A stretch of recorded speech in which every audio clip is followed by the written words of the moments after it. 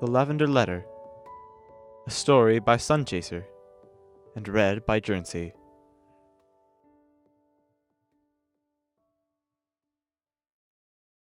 Chapter 1. From the desk of Twilight Sparkle.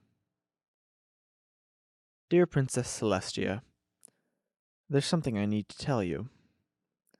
I know we're going to be seeing each other in Canterlot in only a few days, so I could easily just bring this up then, as it's not a terribly time-sensitive thing, but I've had a moment of particular lucidity just now. Enough so, at least, to admit to myself that being faced with the idea of speaking about this in person will scare me silent, as it has once before.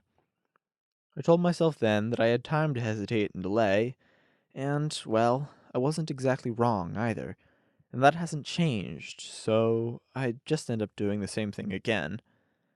So I'm writing a letter, allowing myself the time to think and choose my words that paper grants, with a little side of temporal and spatial distance giving me the, logically non-existent, feeling of safety I need to write with complete honesty. And since I've stalled for almost the entire first page now, I'll get started. I've been doing a lot of thinking lately. I know, you're so surprised, right? And that's fair, really, given that, yes, I do a lot of thinking most of the time. I very rarely think about this, though. As a point of fact, I've realized that, increasingly, especially over recent months, I've made a habit out of not thinking about this. Well, I'll just lay it out procedurally. It's easy to stay focused if I put my thoughts into a list, you understand. The first time I thought about it was in the days following the royal wedding.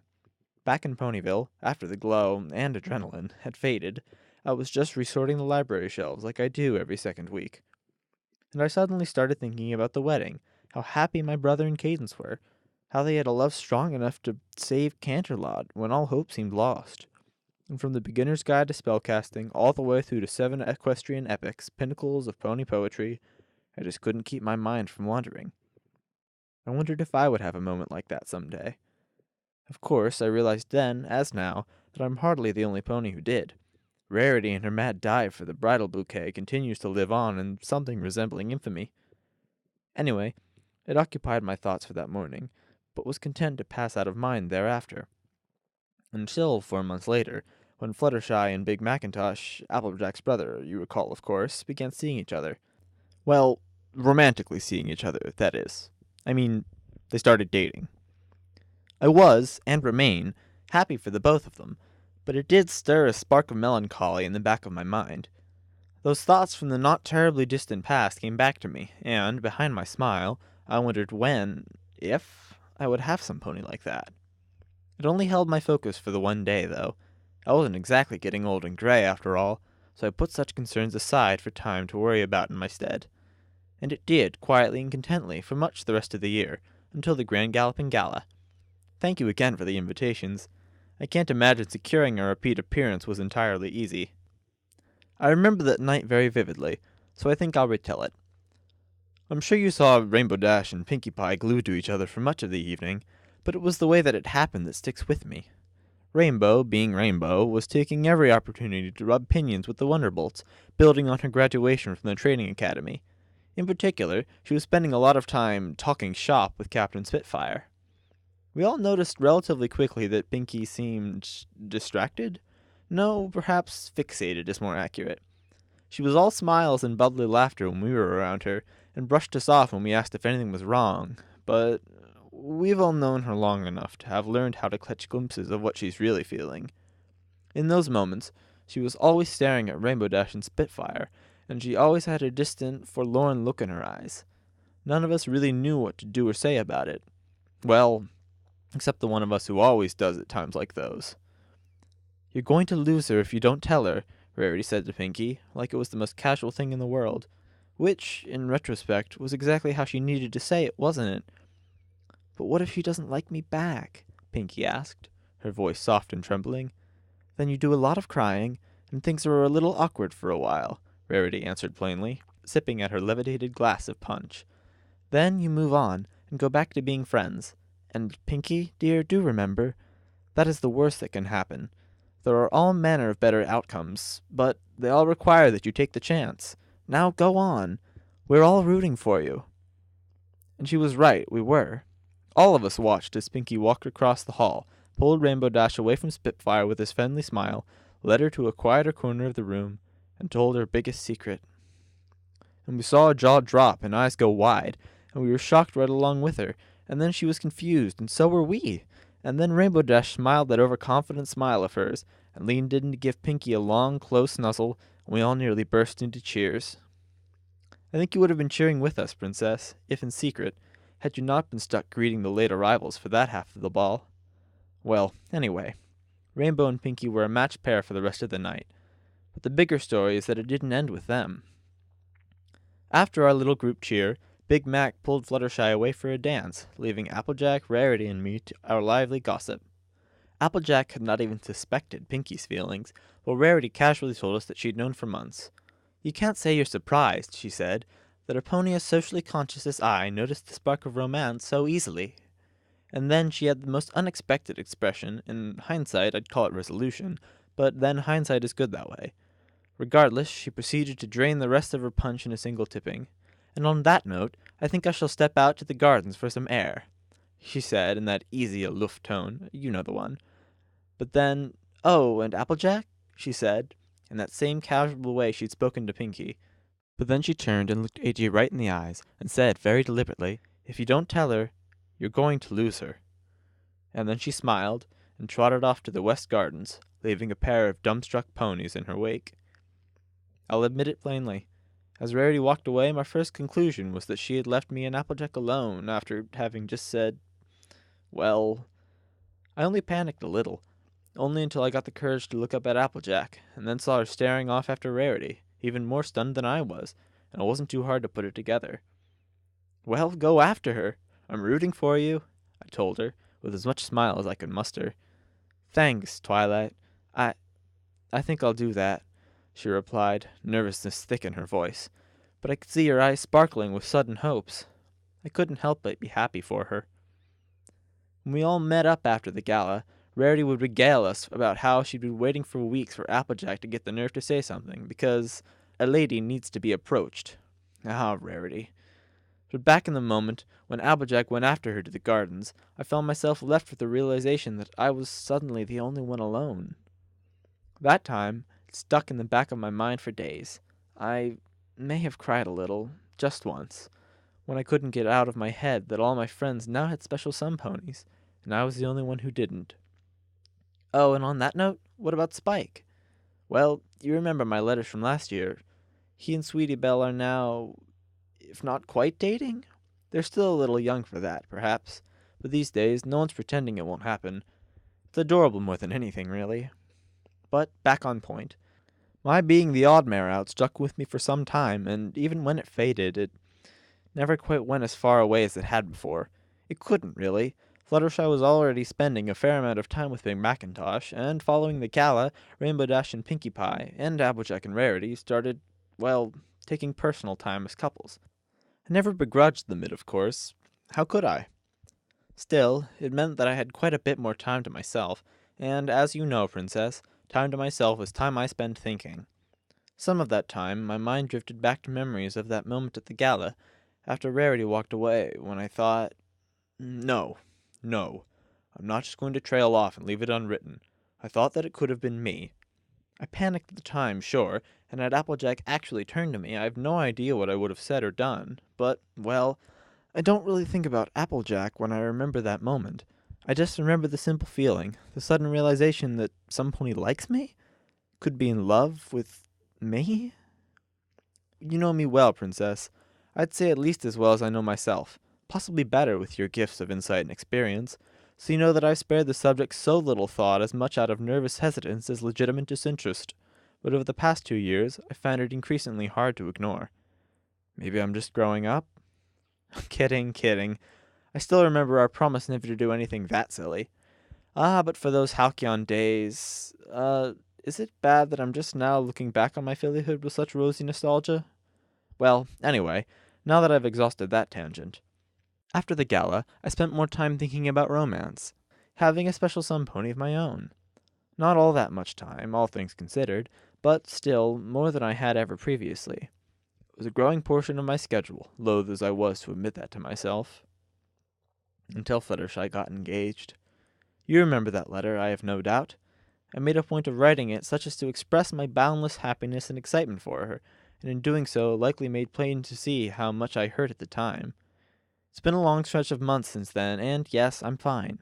It took a few weeks for me to work through, as I'm learning these things tend to, and my being truly excited and happy for her certainly helped. They still haven't set a date, by the way, but I expect it'll be sometime in the coming spring if you want to ensure there's some flexibility in the royal schedule. That was the real tipping point, it's plain to see now. Not only was I the only one alone, but now one of my friends was starting to prepare for marriage. And while I may not be the peerless judge of relationships that rarity is, I think I've learned and observed enough to say that the other four are going to get there. It may take a year or three, but barring some kind of wacky catastrophe, I'm inclined to call it a sure thing. Very unscientific of me, laying such faith in an intrinsically unprovable hypothesis, isn't it? I've been feeling very like that recently. Less satisfied with the status quo, the safe, secure, empirically reliable. Just contented with my life of cloistered study. Oh, and don't worry, I'm still a nice, vibrant lavender, not turning all grayed out or anything. Just thinking.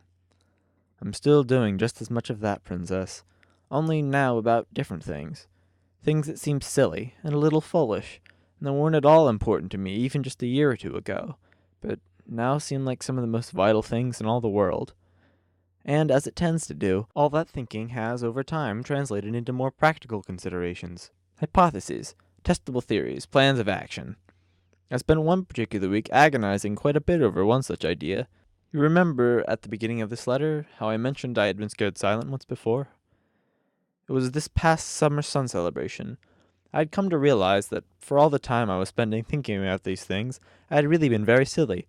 All those hours of thought over more than a year, and I hadn't thought to just ask you for advice. The realization kind of snuck up on me, and I was so shocked by it that I spent an entire morning drinking the same long empty cup of tea and rereading Chapter 4 of Arcane Silence for the growing filly 11 times. You won't tell anyone, right? So, I resolved myself to make up for that, and put together a comprehensive, organized, and summarized list of all my previous thoughts, ideas, and concerns, so that I could ask for just such advice once I was in Canterlot. It was a clear, straightforward, obvious means to the answers I needed. I still remember how great it felt to be running down those checklists, so completely sure I'd finally hit on exactly what I needed. Until I started thinking about it. That didn't actually really start until I was already on the train, halfway to Canterlot, the night before the celebration. I had all my painstakingly collated notes, pared down to a neat 16 pages, sitting there in my saddlebags, when a little idea in the back of my head started to bother me.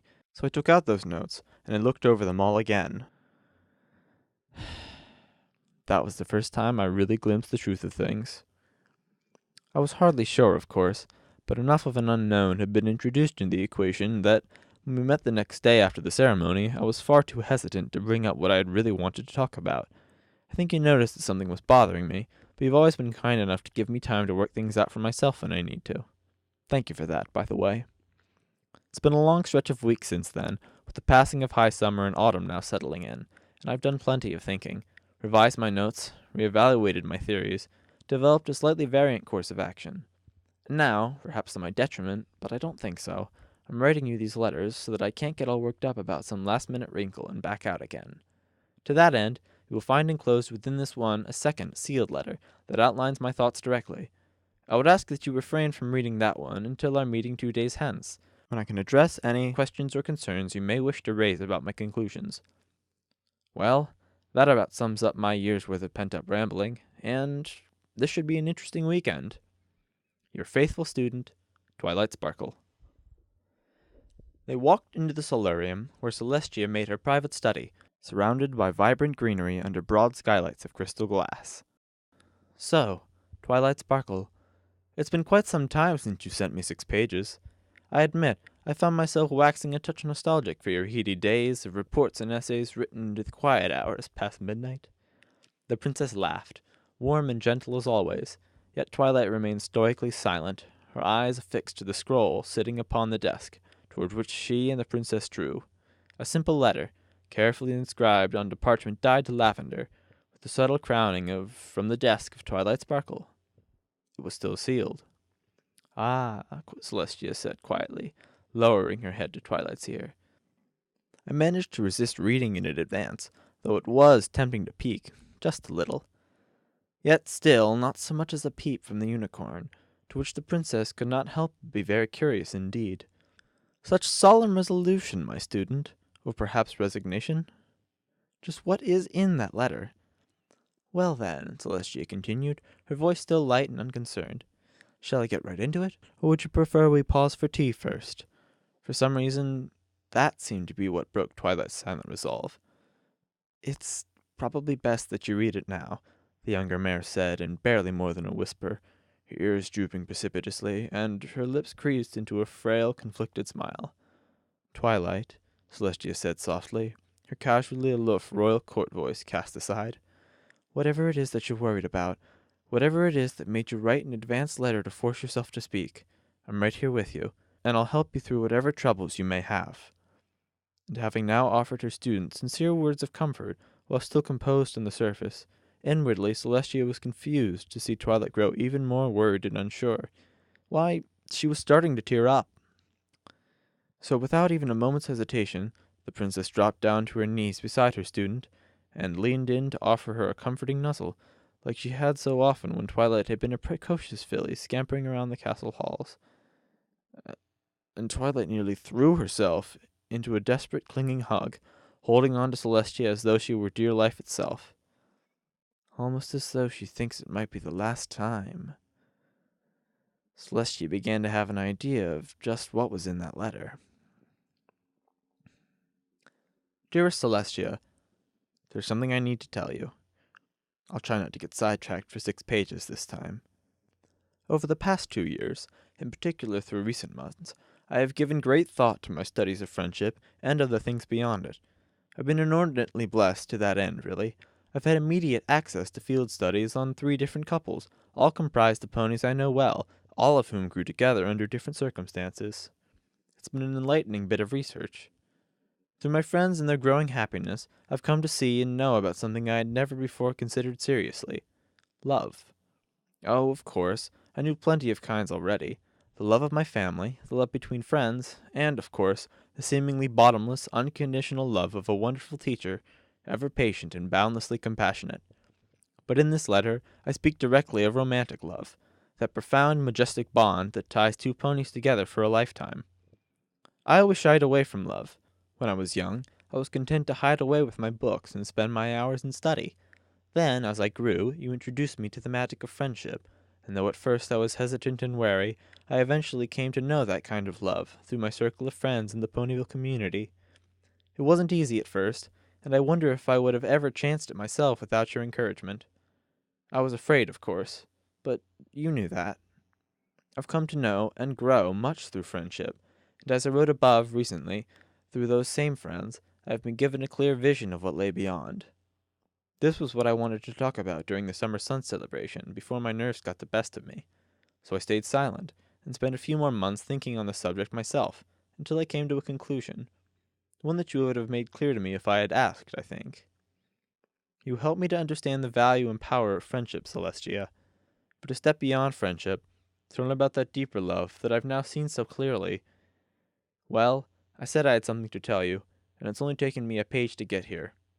That's not too bad, really. The next step in my studies, this next kind of love I want to learn about, it's something that I need to do on my own. Accordingly, I am hereby resigning from my apprenticeship. Now, please, don't call me over and try to change my mind, tempting as it may be. I've put weeks of careful thought into this, and, difficult as it is, I've realized it to be the correct course. And, of course, this is in no way intended as any sort of slight against your teaching. I've treasured every moment, and I wouldn't take back a single day for all the world. This is just what I have to do. So, now I'll tell you why. I do hope, a little selfishly, that we're somewhere fitting for this. The solarium, maybe? I expect it would be late morning, so the sun would be just starting to stream in through the crystal skylights. Well, so long as it's not the throne room or council chambers, anywhere is fine, really. I've already learned my first lesson about romance. You have to take risks. It was shown to me plainly at the gala last year. Pinkie Pie was so worried that Rainbow Dash would turn her away that she waited in silence for months. Applejack would have done the same, had Rarity not essentially knocked her on the head with a giant "Tell Me" sign. I didn't realize it at the time, of course. Understanding came later, once I had the proper viewpoint. Given how I'm about as intrinsically risk-averse a pony as you can find, you may understand why it's taking me this long to wrap my head around the idea. The thing that really sparked that, I mentioned in my other letter, again at the gala, when Rarity walked off to the gardens, and for a moment I thought she had been talking about me. I started out just wondering about the feeling, the idea of being loved like that. Tried it on, saw how it fit, you could say. I found, to my surprise, that I rather liked it. All this was in those revised notes I talked about, the ones I was going to show you at the celebration, until something caught my mind on the train. That something was the other half of the idea, not simply being loved like that, but to love some pony like that myself. I didn't really have any direct experience to work with, but I did have months of second hoof observations to compare against, and an hour of quiet train ride to think it over. So I thought about that idea. By the time I arrived in Canterlot, I had realized that I did have some pony that I loved like that. At least, I thought it was like that. It was hardly assured, viable hypothesis at best, further testing and data required, but it was enough to make me hesitate. I needed time to evaluate, and it was easy enough to tell myself that I had that time. So, I spent these past few months thinking about it, gathering data, testing, evaluating, turning that train ride hypothesis into a working theory that has informed my course of actions. There was one last integral piece that completed the picture. Again, it was the gala, a veritable cornucopia of compiled conclusions that turned out to be. Specifically, what Rarity said, that one sentence of just 10 words that sparked not one but two romances. If you don't tell her, you're going to lose her. I had indeed learned that first lesson, but I hadn't ever expected to be taking a risk like this. That would be why I wrote these letters in advance, because I can guarantee you that right this moment I am absolutely terrified. I'll be sitting at a window or on a balcony or such, looking at something far away, thinking that I'm out there to keep myself from running away from here. It was easy enough to spot in hindsight once I knew to look for it. The royal wedding, when Chrysalis defeated you in combat, cast you down with a blackened horn. I knew it was plainly silly and logically impossible, but I wanted to protect you, to jump between you and her and drive her back through sheer defiant will. It sprouted and grown over these past years, and over the more recent months, as I've come to understand things better, it's really begun to bloom. So that's why I've resigned from my apprenticeship. I've fallen in love with you, Celestia. I knew that I was falling long enough ago that I probably could have stopped it if I'd so wished, but I didn't. I chose this, knowing full well what it would eventually mean, because sometimes you need to wager what's safe and secure, risking your middling joy against the potential pain and despair of loss, for the chance of grasping that pinnacle happiness. So, well, now that I've gone and jumped off the precipice, here's hoping you'll catch me. With greatest sincerity and fondest hopes, Twilight Sparkle. Twilight was not in the solarium, staring out from the third most distant from Celestia's desk of 4 windows on the south wall. In fact, Twilight was not even in Canterlot Keep, nor even the greater city beyond. Twilight Sparkle was in Ponyville. She was in her library, and it was a lovely, ordinary day. She was reshelving her books as she did every 2 weeks. She was up to G. Let's see. Griffins, an abridged avian account, she muttered quietly to no one in particular. She had the library to herself, as she took hold of the book in her magenta magical aura. She held it steady beside her as she scanned the shelves. She knew where it went, of course, but a librarian and scientist does not stay sharp by relying on assumption of previous facts. Here we are, she finally said, as her eyes fell upon its proper place. 3rd case, history, 4th shelf up, equinology, 7th alphabetical position. She slipped the book into place, nodding to herself in well-earned satisfaction. She was practically flying through reshelving today. Why, at this rate... Twilight? The Lavender mare shook her head a few times. Maybe she was trying a little too hard for that new reshelving record. She thought she just heard... Twilight. Yes, definitely pushing too hard. Maybe a break was in order? Some nice lemon tea and a croissant, like she'd had earlier in the royal kitchens. Wait, what? Hadn't she been in Canterlot, visiting the princess? Why was she reshelving in... Twilight Sparkle gasped, and nearly sprang clean out of her purple coat as a wingtip gently prodded her in the side. As she caught her breath again, she realized she was looking out a window, and there was Ponyville far off in the distance. It wasn't clearly identifiable, but she easily enough spotted the tree that was her library based on the layout of the town, which itself was off to the south, judging by the position of the sun above and to her left. I'm in the solarium, she realized, as her mind started turning again. What did that all mean just then? Was she coming down with some kind of fever? Why had she— Sorry, said a gentle voice but a few hooves' breadths from her ear. I didn't mean to startle you. Twilight turned and found Princess Celestia sitting next to her. But you seemed a touch distant, the princess whispered with an apologetic smile. A smile Twilight would have seen and been somewhat relieved by, but for her eyes being locked on a roll of lavender parchment resting at the princess's hooves. Right, of course, the unicorn thought, the expected tone of abject terror notably absent. That's why I was off in the library shelving. Coping mechanism. Sorry, Twilight eventually managed, her voice strained. I was shelving. Ah, so I was right, Celestia said with a giggle. You were back in your library. The unicorn glanced up briefly, catching a glimpse of Celestia's warm smile before she caught herself and tore her eyes away again. She couldn't look into those eyes that had been so patient and forgiving all her life. To look into those eyes would break her, so she locked hers on the source of her worry instead. She read it, Twilight thought, as she stared at the rolled-up letter placed before the princess. She read it, and now she knows everything. A heavy silence had descended, and the long pause endured, pregnant with the lingering tension of unspoken hopes and fragile dreams. So, Twilight eventually whispered, barely loud enough to be heard, now you know. Yes, Celestia said, her voice similarly quieted. Now I know. So that's it then. Celestia officially knew. A second silence crept in and fell over the pair, but this one was, thankfully, far less oppressive. The hard part was over, the risk taken, the leap made. You know, it's strange, the unicorn absently remarked. Her eyes glazed over in thought. It's like a great weight has lifted from me, perhaps somewhat paradoxically, given that I haven't gotten any sort of answer, but in a way that doesn't matter. It's out of my hooves now. I'm simply awaiting judgment, and there's a sort of peace in that. Twilight took a deep breath and found herself smiling as she exhaled. Though maybe that's just the adrenaline talking, she added, chuckling. There is likely that to consider, yes, Celestia replied softly. Well, that may be, Twilight continued, turning and matching her eyes to the princess's own. But that has its advantages. For example, if it's to be one of the last things I may ever get to say to you, I love you, Celestia. The princess had apparently not expected that. She already knew, yes, the letter had seen to that, but it had been written down there, not spoken aloud, not breathed into living truth. But now it had been, and Celestia's eyes were wide, and Twilight squinted a little for a better look, just to be sure. But against all expectations it seemed that, yes, Princess Celestia was blushing. It can't be, Twilight thought, incredulous. It can't be. Can it? Twilight, Celestia began, her ever-strong voice turned soft and hesitant as she knelt to bring her eyes level with the stunned unicorn. Just 4 words, Twilight desperately prayed. Just 4 words, and everything will be perfect forever.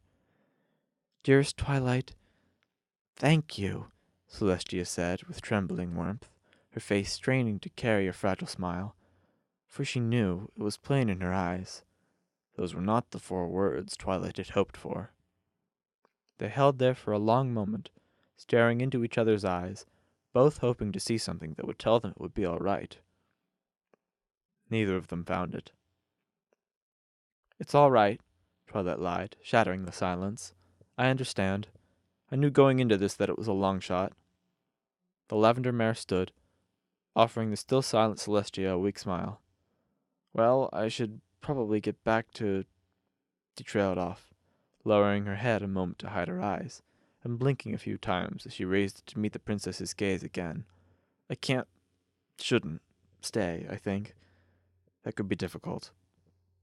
She drew in a calming breath, nodding and forcing another weak smile to her face, before turning away from Celestia and looking to the solarium doors. We'll have to deal with some things. I've got some books the Royal Archive will want back once I've officially resigned to start with. It'll, probably take a while to deal with all of it. You should send a letter in a few days, maybe? Yeah. Letter should do fine. Twilight started walking toward the doors. Twilight started walking away from Celestia. It wasn't that far to the doors, really. About 16 steps or so. She was already through 6, 7, 8 now. Twilight, she heard Celestia whisper. No, she told herself immediately. Don't you dare look back. 11, 12... Twilight? She heard Celestia plead, and there really weren't any two ways about it. If this is the last time we meet, she thought-hearted herself, then I'm leaving her with a memory of quiet dignity, not a blubbering, sobbing mess. 15, 16, a hoof raised to the handle. I'm not saying no! The words themselves tempted Twilight to look back, but it was for the voice that had spoken them that she actually did. For there had been no princess in that voice. Only Celestia, who she looked to now, the proffered hope holding back enough tears to risk a meeting of their eyes. I'm not saying no, Celestia softly said again, as though to ensure it had been heard. You're not? Twilight asked, hesitantly. The princess shook her head, risking a gentle smile. No, I'm not. I'm just... She trailed off, pausing in thought, and her gentle smile turned apologetic. I'm not saying yes, either. Twilight drew her hoof from the door handle and tentatively took a few steps back. But only a few. So what are you saying, Celestia? She asked, with her eyes fixed to the floor, just far enough in front of her that a white figure was visible in the periphery. I'm saying that I need some time, Twilight, the princess responded, breathing a sigh as she directed her gaze through the nearby window to the peaceful and sunny lands beyond. You'll forgive me for not bursting into song, but suffice it to say I was not prepared for this. The unicorn couldn't help but laugh a little at that, and, well, that's pretty reasonable, given how long I spent doing the same, Twilight said quietly, and then, tentatively, how long do you think you'll need? Celestia looked back from the window, favoring the lavender mare with a genuine smile. Well, please don't say 2 months, the unicorn quickly added. The princess laughed, shaking her head. I was thinking more along the lines of 2 days. You're here for the weekend, Twilight, and I promise you, before you depart, you will have my answer.